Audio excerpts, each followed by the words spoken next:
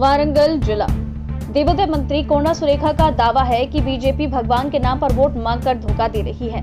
उन्होंने कहा कांग्रेस उम्मीदवार कादियाम काव्या संसदीय सीट जीतेंगे। Warangal east city Congress camp कार्यालय में आयोजित एक मीडिया सम्मेलन में धर्मार्थ और पर्यटन राज्य मंत्री कोंडा सुरेखा ने कही बोला जा रहा है। उन्होंने कहा है कि हमारा मुकाबला पूर्व में खाली हुई बीआरएस बीजेपी से है। रामुनी प्रतिष्ठा का अर्थ है राम की अकेले पूजा नहीं की जानी चाहिए बल्कि सती के साथ पूजा की जानी चाहिए। उन्होंने कहा चूंकि नरेंद्र मोदी ब्रह्मचारी है इसलिए वो सिर्फ राम की पूजा करते हैं, सीता की नहीं। उन्होंने कहा कि चुनाव नजदीक आने पर राम का नाम लेकर वोट मांगना बीजेपी सरकार के लिए शर्मनाक है। उन्होंने कहा अल्पसंख्यक आरक्षण हटाना इसका प्रमाण है। उन्होंने कहा बीजेपी सांप्रदायिक राजनीति करने में सबसे आगे है। उन्होंने कहा है कि डर है कि अगर बीजेपी की सरकार आई तो राजाकार व्यवस्था फिर से आ जाएगी। उन्होंने कहा कि 2 लाख वाले किसानों की कर्ज माफी 15 अगस्त से पहले लागू की जाएगी। कांग्रेस पार्टी में केंद्र में सत्ता में आएगी। कादियाम काव्या वारंगल सांसद उम्मीदवार के रूप में खड़े हैं। लोग पूर्ण सहयोग नहीं देना चाहते। तेलंगाना वरंगल नव भारत समाचार से कैमरामैन महेंद्र के साथ अक्रम की रिपोर्ट।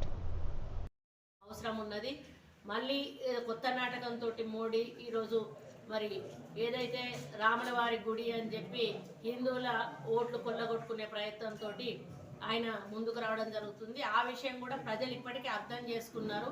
ఎందుకు అనంటే మరి రాముడు అనేవాడు బాలరాముడి పేరు మీద ఈరోజు ప్రతిష్టాపన చేసిండు. బాలరాముడి పేరు మీద చేస్తే సీత, హనుమంతుడు, లక్ష్మణుడు ఉండాల్సిన అవసరం లేదు కాబట్టి బాలరాముడు అంటే ఏదో ఇంతంత ఉండాలి బాలరాముడు, కానీ రాముడు మొత్తం పెద్ద రాముడే అక్కడ ప్రతిష్ఠింపబడ్డాడు. అంటే సీత సమేత లక్ష్మణ రాముడు ఉండాల్సిన అవసరం ఉన్నది.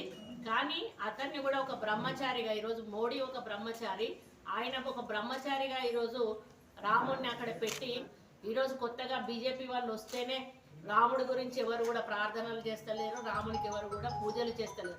అంటే ఆఖరికి ఏ పరిస్థితికి దిగజారిపోయినారు బీజేపీ వాళ్ళు అంటే దేవుళ్ళను కూడా రాజకీయాల్లోకి తీసుకొచ్చి దేవుడి పేరు చెప్పి కూడా ఓట్లు వేయించుకునేటువంటి పరిస్థితికి ఈరోజు బీజేపీ ప్రభుత్వం దిగజారిపోయింది. దానికి తోడు కాంగ్రెస్ పార్టీలో అకౌంట్లలో ఉన్నటువంటి అమౌంట్నంతా కూడా ఎప్పుడో ఎవరో ట్యాక్స్ కట్టలేదనేటువంటి పేరిట మొత్తం బ్యాంకు నుంచే దాదాపు 350 కోట్ల రూపాయలను విత్డ్రా చేసుకోవడం అనేది కూడా కావాలని కక్షగట్టి ఫైనాన్షియల్గా ఖర్చులకు కూడా కాంగ్రెస్ పార్టీ అభ్యర్థులకు డబ్బులు ఇవ్వలేనటువంటి పరిస్థితి కాంగ్రెస్ పార్టీకి తీసుకొచ్చింది. ఇకపోతే వాళ్లకు ఎలక్ట్రల్ బాండ్స్ కూడా ఈరోజు ఇల్లీగల్గా వాళ్ళు ఇక్కడి నుంచి తెప్పించుకోవడం, అది మన తెలంగాణ నుంచే ఆ కార్యక్రమం నడవడం కూడా ఇది అవినీతికి నిదర్శనంగా చెప్పాల్సిన హక్కు లేకుండా కులాల పేరు తెచ్చి, మతాల పేరు తెచ్చి, అసలే అది మతతత్వ పార్టీ అని ఇప్పటికే పేరుంది. మరి ఇప్పుడు ఏం చేస్తున్నారంటే ఆఖరికి హిందువులకు కూడా పంగనామాలు పెట్టేటువంటి పరిస్థితి బీజేపీ అధికారంలోకి వస్తుంది అని చెప్పి వాళ్ళే చెప్తా ఉన్నారు. ఈరోజు ఓబీసీలకు కానీ మరి ఎస్సీ ఎస్టీ మైనారిటీస్లకు కానీ మేము రిజర్వేషన్ రద్దు చేస్తాము, దానివల్ల మరి ఏం మేలు జరుగుతుందో నాకైతే తెలియదు. కానీ ఈ ఓబీసీ ఎస్సీ ఎస్టీ బీసీ మైనారిటీల కుటుంబాల పిల్లలందరూ కూడా రోడ్డు మీద పడి ఆత్మహత్యలు చేసుకోవాల్సిన పరిస్థితి ఏర్పడుతుంది. ఆ విధంగా సిగ్గు ఎగ్గు లేకుండా పబ్లిక్ మీటింగ్లలో అమిత్ షా కానీ మోడీ కానీ బీజేపీ నాయకులు కానీ మేము రిజర్వేషన్ రద్దు చేస్తాము అని చెప్పడం అనేది చాలా బాధాకరం. ఆ రోజు రాజీవ్ గాంధీ రిజర్వేషన్లు తెచ్చాడు కాబట్టి ఈరోజు మహిళలు అన్ని రంగాల్లో, రాజకీయ రంగాల్లో ఎమ్మెల్యే స్థాయి నుంచి MPP, ZPTC, sarpanch, ward member స్థాయి నుంచి మొదలు పెడితే ఎమ్మెల్యే స్థాయి వరకు కూడా ఈరోజు అంటే ఆ రిజర్వేషన్ తోటి వచ్చిన రాజకీయ అంటే ఇంకా మా గవర్నమెంట్ వస్తే దీంట్లో అసెంబ్లీలో కూడా తప్పనిసరిగా చట్టసభల్లో కూడా 33% తెస్తుంది.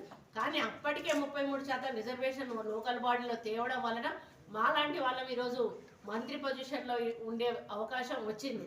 కానీ ఉన్న రిజర్వేషన్లు కూడా చెడగొట్టి పిల్లలను చదువు లేకుండా రోడ్ల మీద మరి ఏం చేయడానికని చేస్తూ ఉన్నారో నాకైతే అర్థం కావడం